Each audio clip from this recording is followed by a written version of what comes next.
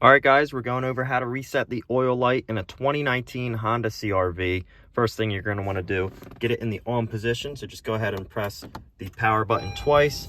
Lights will come on, chime will start.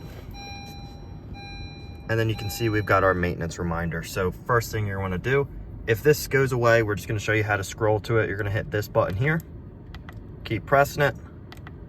We don't want to be there.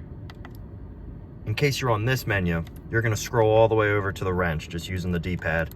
I'm already here, so you're going to press enter. And then you've got the numbers blinking, ready to be reset. We're going to hold the enter button, probably about 10 seconds. Honda takes a while for it. So we're just going to keep holding and holding and holding. And you'll see it reset. Once it goes away, you're good to go. Just got to keep waiting. Maintenance reset. You scroll up. All due items. As long as you've done all due items. Go ahead and hit enter. You hear the chime. It's good. It comes up on the dash. Maintenance reset. Oil life 100%. That's how you go ahead and do that on a 2019 Honda CRV. I hope this helped you out. If you have any other cars you got to reset, I've got a whole playlist of oil resets for them. Have a wonderful day. Peace out.